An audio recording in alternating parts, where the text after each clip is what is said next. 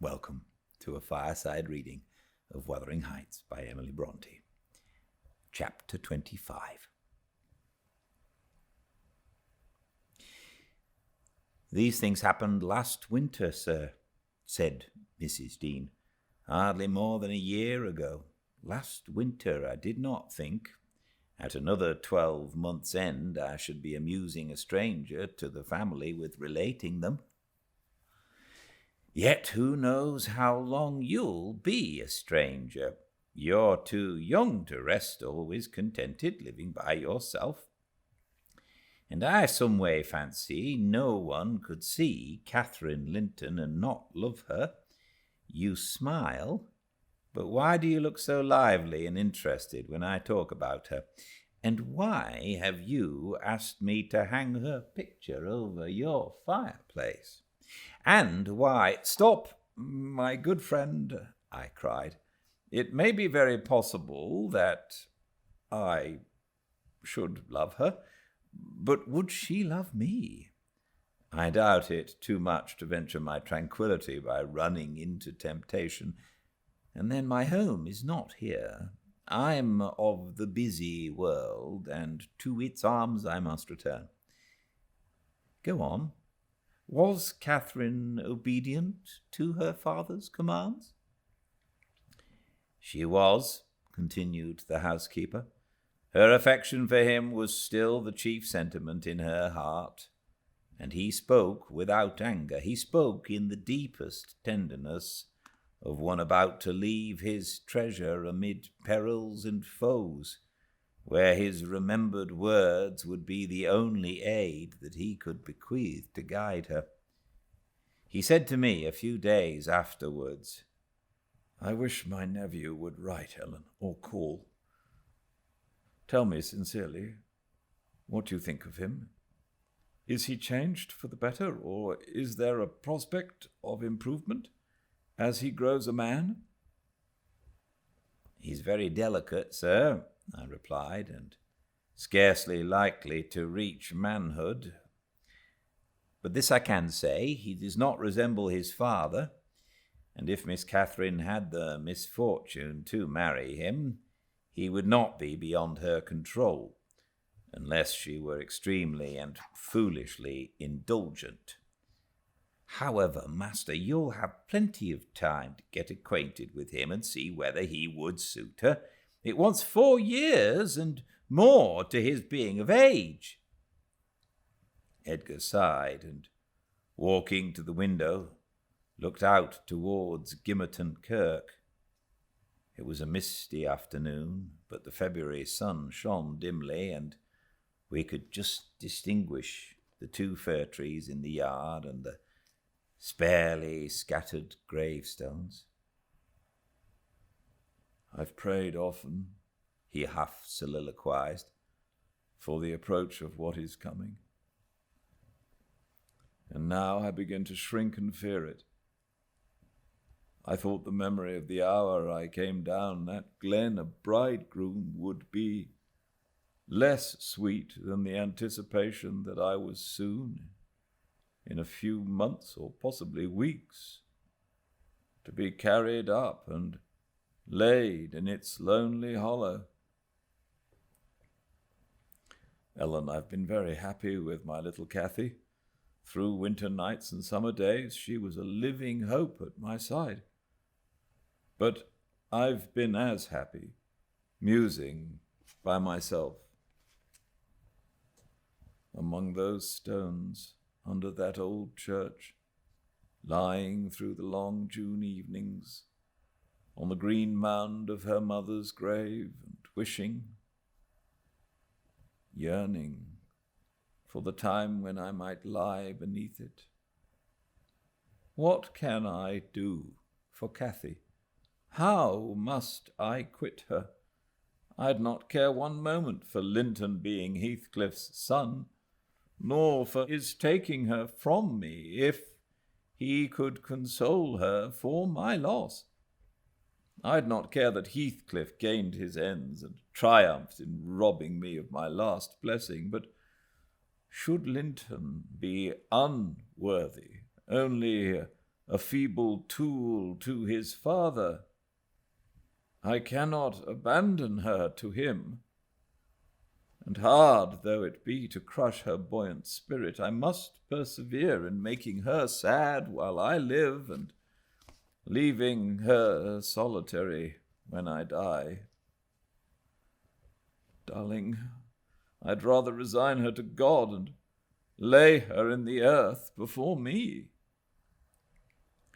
Resign her to God as it is, sir, I answered, and if we should lose you, which may he forbid, under his providence, I'll stand her friend and counsellor to the last. Miss Catherine is a good girl. I don't fear that she will go wilfully wrong, and people who do their duty are always finally rewarded. Spring advanced. Yet my master gathered no real strength, though he resumed his walks in the grounds with his daughter. To her inexperienced notions, this itself was a sign of convalescence. And then his cheek was often flushed and his eyes were bright. She felt sure of his recovering. On her 17th birthday, he did not visit the churchyard. It was raining, and I observed, "You'll surely not want to go out tonight, sir?" He answered, "No, I'll defer it this year a little longer." He wrote again to Linton, expressing his great desire to see him, and had the invalid been presentable, I've no doubt his father would have permitted him to come. As it was, being instructed, he returned an answer, intimating that Mr. Heathcliff objected to his calling at the Grange, but his uncle's kind remembrance delighted him, and he hoped to meet him sometimes in his rambles, and personally to petition that his cousin and he might not remain long so utterly divided. That part of his letter was simple and probably his own. Heathcliff knew he could plead eloquently for Catherine's company then. "I do not ask," he said, "that she may visit here, but am I never to see her because my father forbids me to go to her home and you forbid her to come to mine? Do now and then ride with her towards the heights and let us exchange a few words in your presence. We have done nothing to deserve this separation, and you are not angry with me. You have no reason to dislike me, you allow yourself. Dear uncle, send me a kind note tomorrow and leave to join you anywhere you please except at Thrushcross Grange. I believe an interview would convince you that my father's character is not mine. He affirms I am more your nephew than his son, and though I have faults which render me unworthy of Catherine, she has excused them, and for her sake you should also. You inquire after my health, it is better, but while I remain cut off from all hope and doomed to solitude or the society of those who never did and never will like me, how can I be cheerful and well?" Edgar, though he felt for the boy, could not consent to grant his request because he could not accompany Catherine. He said in summer, perhaps, they might meet. Meantime, he wished him to continue writing at intervals, and engaged to give him what advice and comfort he was able to by letter, being well aware of his hard position in his family. Linton complied, and had he been unrestrained, would probably have spoiled all by filling his epistles with complaints and lamentations. But his father kept a sharp watch over him, and of course insisted on every line that my master sent being shown. So instead of penning his peculiar personal sufferings and distresses, the themes constantly uppermost in his thoughts, he harped on the cruel obligation of being held asunder from his friend and love, and gently intimated that Mr. Linton must allow an interview soon, or he should fear he was purposely deceiving him with empty promises. Cathy was a powerful ally at home, and between them they at length persuaded my master to acquiesce in their having a ride or a walk together about once a week, under my guardianship, and on the moors nearest the Grange, for June found him still declining. Though he had set aside yearly a portion of his income for my young lady's fortune, he had a natural desire that she might retain, or at least return, in a short time to the house of her ancestors, and he considered her only prospect of doing that was by a union with his heir. He had no idea that the latter was failing almost as fast as himself. Nor had anyone, I believe. No doctor visited the Heights, and no one saw Master Heathcliff to make report of his condition among us. I, for my part, began to fancy my forebodings were false, and that he must be actually rallying, when he mentioned riding and walking on the moors, and seemed so earnest in pursuing his object.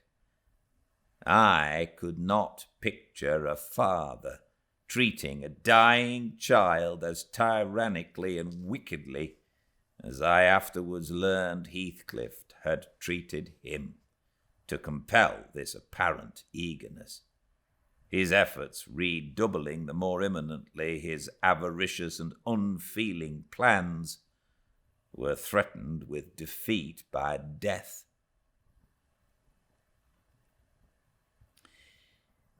Chapter 26. Summer was already past its prime when Edgar reluctantly yielded his assent to their entreaties, and Catherine and I set out on our first ride to join her cousin. It was a close, sultry day, devoid of sunshine, but with a sky too dappled and hazy to threaten rain, and our place of meeting had been fixed at the Guide Stone by the crossroads.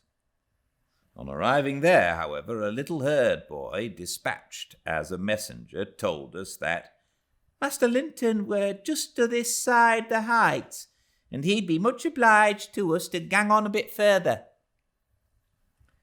Then Master Linton has forgot the first injunction of his uncle, I observed. He bid us keep on the Grange land, and here we are off at once.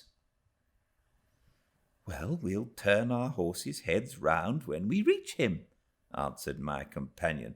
Our excursion shall lie towards home. But when we reached him, and that was scarcely a quarter of a mile from his own door, we found he had no horse, and we were forced to dismount and leave ours to graze. He lay on the heath, awaiting our approach, and did not rise till we came within a few yards. Then he walked so feebly and looked so pale that I immediately exclaimed, "Why, Master Heathcliff, you are not fit for enjoying a ramble this morning. How ill you do look!" Catherine surveyed him with grief and astonishment. She changed the ejaculation of joy on her lips to one of alarm, and the congratulation of their long-postponed meeting to an anxious inquiry whether he were worse than usual. "No, better,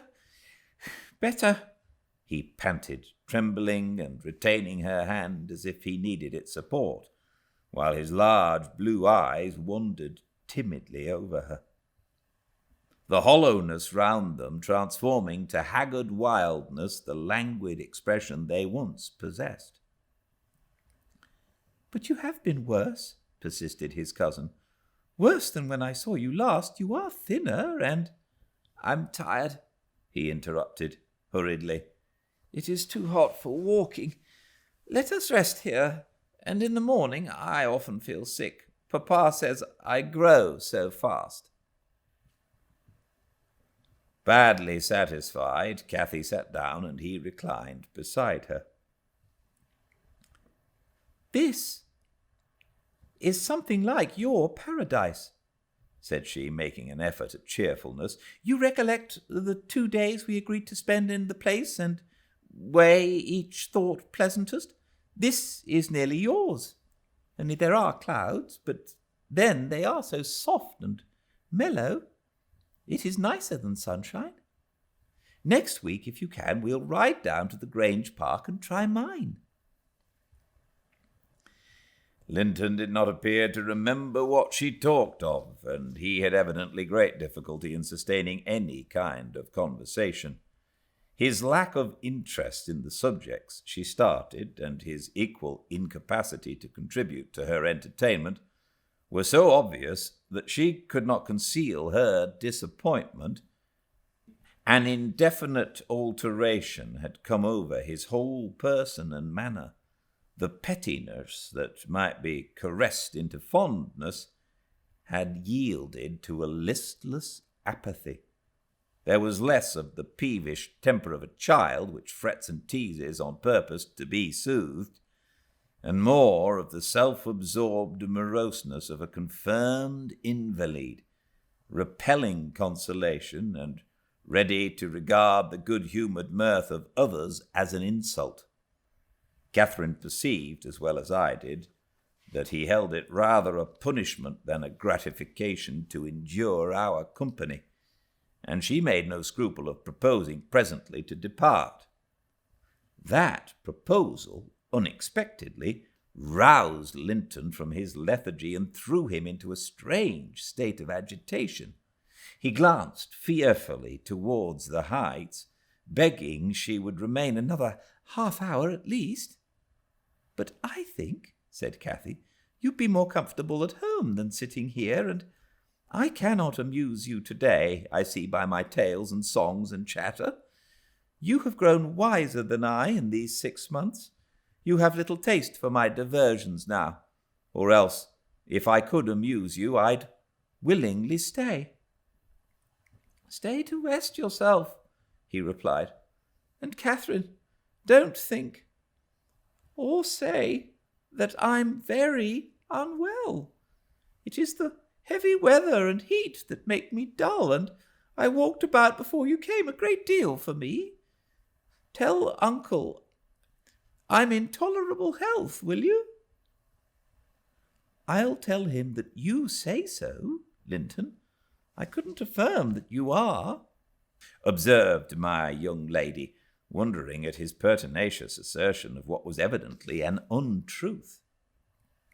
"And be here again next Thursday," continued he, shunning her puzzled gaze, "and give him many thanks for permitting you to come. My best thanks, Catherine. And if you did meet my father, and he asked about me, don't lead him to suppose that I've been extremely silent and stupid. Don't look sad and downcast as you were doing. He'll be angry." "I care nothing for his anger," exclaimed Cathy, imagining she would be its object. "But I do," said her cousin, shuddering. "Don't provoke him against me, Catherine, for he is very hard." "Is he severe to you, Master Heathcliff?" I inquired. "Has he grown weary of indulgence and passed from passive to active hatred?" Linton looked at me, but did not answer, and after keeping her seat by his side another 10 minutes, during which his head fell drowsily on his breast, and he uttered nothing except suppressed moans of exhaustion or pain, Cathy began to seek solace in looking for bilberries and sharing the produce of her researches with me. She did not offer them to him, for she saw further notice would only weary and annoy. "It is half an hour now, Ellen," she whispered in my ear at last. "I can't tell why we should stay. He's asleep and Papa will be wanting us back." "Well, we must not leave him asleep," I answered. "Wait till he wakes and be patient. You were mighty eager to set off, but your longing to see poor Linton has soon evaporated." "Why did he wish to see me?" returned Catherine. "In his crossest humours formerly, I liked him better than I do in his present curious mood. It's just as if it were a task he was compelled to perform, this interview, for fear his father should scold him. But I'm hardly going to come to give Mr. Heathcliff pleasure, whatever reason he may have for ordering Linton to undergo this penance. And though I'm glad he's better in health, I'm sorry he's so much less pleasant and so much less affectionate to me." "You think he is better in health, then?" I said. "Yes," she answered, "because he always made such a great deal of his sufferings, you know. He is not tolerably well, as he told me to tell Papa, but he's better, very likely." "There you differ with me, Miss Cathy," I remarked. "I should conjecture him to be far worse." Linton here started from his slumber in bewildered terror, and asked if anyone had called his name. "No," said Catherine, "unless in dreams. I cannot conceive how you manage to doze out of doors in the morning." "I thought I heard my father," he gasped, glancing up at the frowning Nab above us. "You are sure nobody spoke?" "Quite sure," replied his cousin. "Only Ellen and I were disputing concerning your health. Are you truly stronger, Linton, than when we separated in winter? If you be, I'm certain one thing is not stronger, your regard for me. Speak! Are you?" The tears gushed from Linton's eyes as he answered, Yes, I am." and still under the spell of the imaginary voice, his gaze wandered up and down to detect its owner. Cathy rose. "For today we must part," she said, "and I won't conceal that I have been sadly disappointed with our meeting, though I'll mention it to nobody but you. Not that I stand in awe of Mr. Heathcliff." "Hush!" murmured Linton. "For God's sake, hush! He's coming!" And he clung to Catherine's arm, striving to detain her, but at that announcement she hastily disengaged herself and whistled to Minnie, who obeyed her like a dog.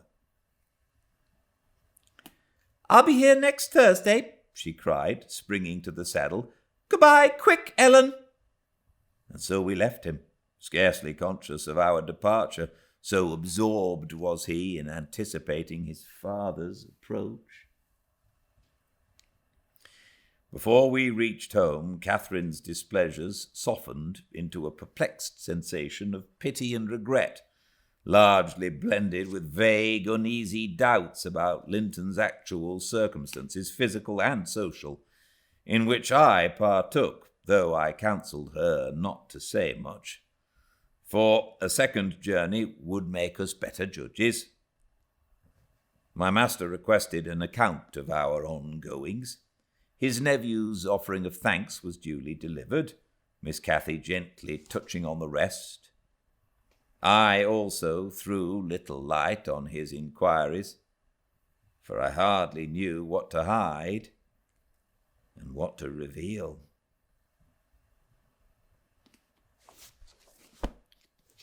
Thank you for joining me. I very much look forward to seeing you again soon, tomorrow. That's going to be the last reading before Christmas, tomorrow at 5 Pacific on Instagram, at Fireside Reading. But if you miss any chapters over the Christmas period, or if you want to just go and watch or listen to the books anyway, please do so and go to the Fireside Reading channel on YouTube, and everything is there. And if you would like and subscribe and comment, that would be wonderful. Thank you so much, and I hope you stay very well until I see you next. Goodbye.